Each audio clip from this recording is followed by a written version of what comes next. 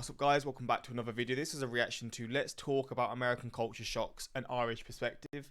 Obviously this is Lost in the Pond, and I think the female on this channel for this video is someone I've reacted to a few times as well. So it's a cool little collab, to be fair. But yeah, I always enjoy these culture shock videos, and then it's obviously someone who's explaining the culture shocks, who I assume has travelled to the country and is there right now. And yeah, that's pretty much it. We're going to check this out, hopefully going to enjoy. I'm getting a bit of a croaky throat, so sorry if I sound a bit croaky, but let's check this out. Links also in the description to my Patreon, where you can see reactions that I can't post to YouTube, but movies, TV series, YouTube videos that I can't post to YouTube for copyright reasons. Links are all there for that. I'm doing a movie reaction today, and yeah, if you're just interested, links are there for those who care for it. But if not, let's check this out and see this video. Hello, this video is sponsored by BritBox, the premier streaming service for Britain's most beloved TV Get that shows. money. With St. Patrick's Day just around the corner, I thought now would be the perfect time to get an Irish person's insight Top of the morning to ya. some of the culture shocks Sorry, they've that was experienced while visiting the United States. And by pure coincidence, I found this Irish person on the streets of Chicago. And spookier still, this Irish person happens to be fellow YouTube sensation Diane Jennings. Diane, welcome. Thank you. Can you move over if I'm going to sit here? Yes. And today we're going to talk about some of the culture shocks that Diane has experienced on her visit to not just Chicago, but other places in the United States. If, like me, you can't wait to hear what Diane has to say and you haven't had a chance to subscribe to her channel, do that now. In the meantime, let's walk and talk to look more important. Now, you've chosen to visit Chicago in February. Do you think it's important to suffer for your art? I think it's very important, and I'm suffering right now. I mean, going anywhere in the winter, you're making a bold decision. And I learned that the hard way of going to Amsterdam. Great place. But the weather was grim. And Chicago obviously is freezing in the winter. I mean, I'm surprised it's not snowy, because I swear Chicago gets really, really cold and snowy and stuff like that. Maybe the snow is like during Christmas in January. Like, I guess at the point now we are approaching spring, but still cold. So you're making a bold choice, bold decision to go anywhere in the winter, especially somewhere that gets very cold like here. Freezing, isn't it? It's a bit cold. Like the rest of the week's actually been unseasonably warm for this time of year. Thank you for choosing an outdoor shoot. You're welcome. You like to walk and talk because you think it makes you look smart, huh? Yeah, and then I realised that I didn't prepare for the weather. Do you want to, should we head back to the hotel? Let's. Do that? We could have just clicked in. They say snapped in America. Snapped. So this is by no means your first visit to the United States. What would you say has been your biggest culture shock in all of the times you've visited? Probably the personal space. Like, people give you personal space in the United States. And as an ambivert, I find that, like, An ambivert?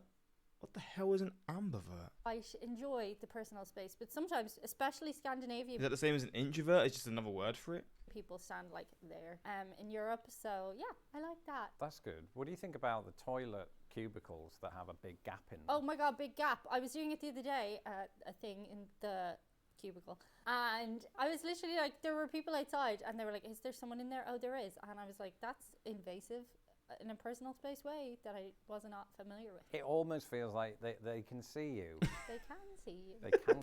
Why is he acting so awkward? Can they? Did anybody stare? No, they checked, but that was sufficiently more than I actually wanted looked at on the loo. I can imagine.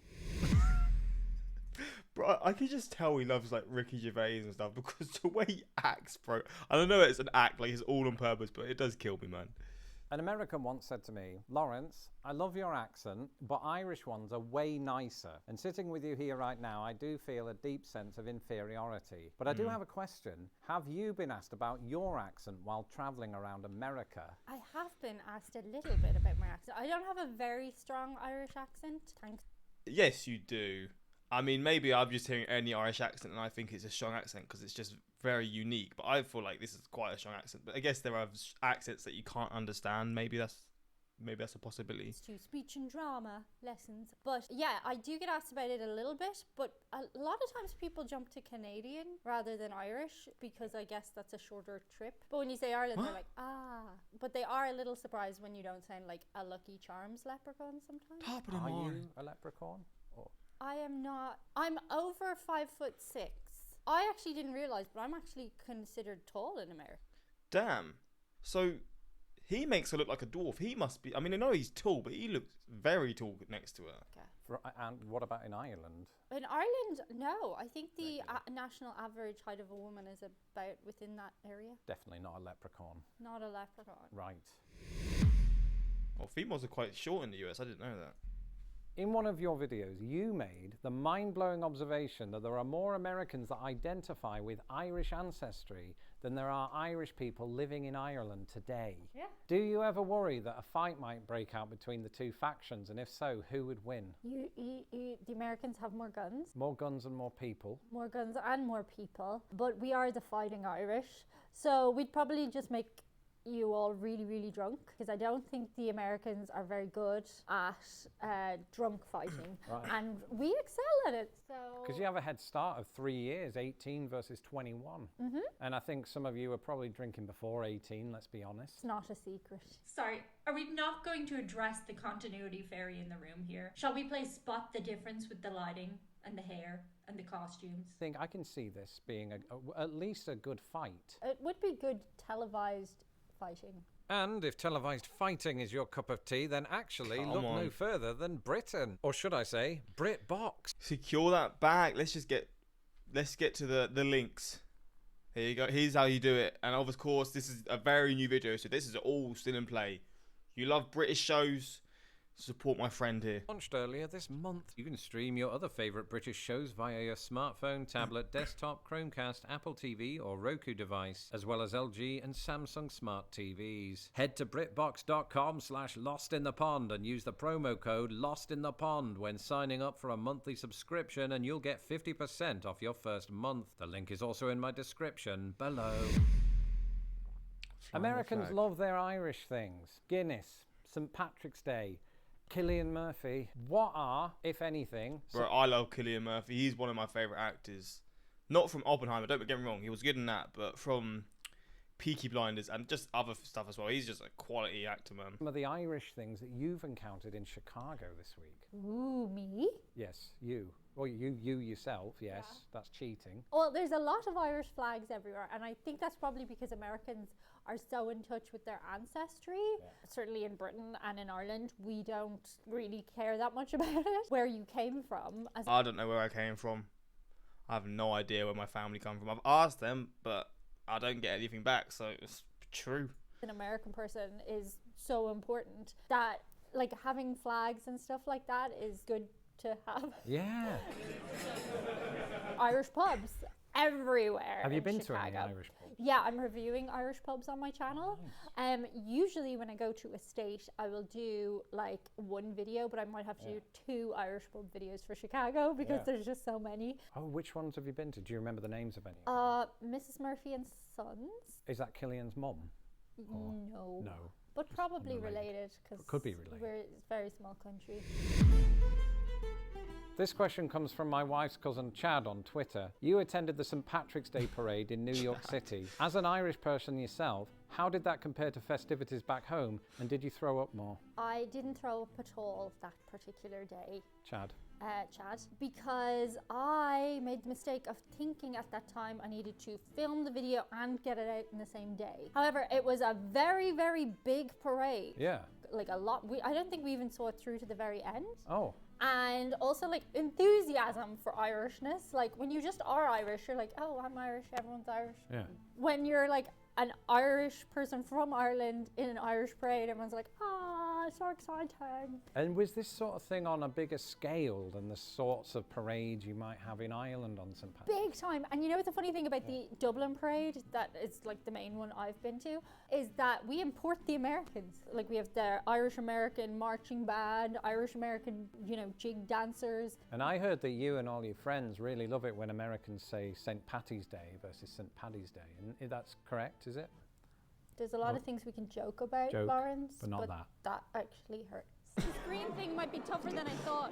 St. Patrick's Day is so popular here that people reprimand others for not wearing green by pinching them. I know, No, that's not even a thing back home. I was going to ask, What the are Americans just better at handling lawsuits? No, I think they just like a reason to pinch people. Ron from accounts, where I used to work, he pinched me once on St. Patrick's Day. I was wearing green. Frowned upon. In your many taste tests of American foods, what has been the food item that you've loved the most? And, because we know that negativity breeds clicks, which is one that you absolutely hated? Oh my gosh, you put me on the spot. Something in Texas? Texas barbecue! Was it amazing? Texas barbecue. I bet. Yum, yum, yum, yum, yum. Now, some of my viewers might be watching and they'll be like, no, Diane, you preferred. And you're probably right. I'm just put on the spot here by Lawrence. So, what did I hate? Do you know what? I have an enthusiasm for spiciness, but as an Irish person, we don't handle the spiciness as well as our brave face would have you think. Yeah. I think I've imported some things that are super spicy for spicy challenges, and no. Well, Diane, it's been an absolute pleasure. I wish I could say the same. And I'm sure that I speak for everybody when I say that we'd absolutely love to have you on as a guest in the future again. Maybe someday. Well, I know the Brits have this whole keep calm. Wait, is she the editor for his channel?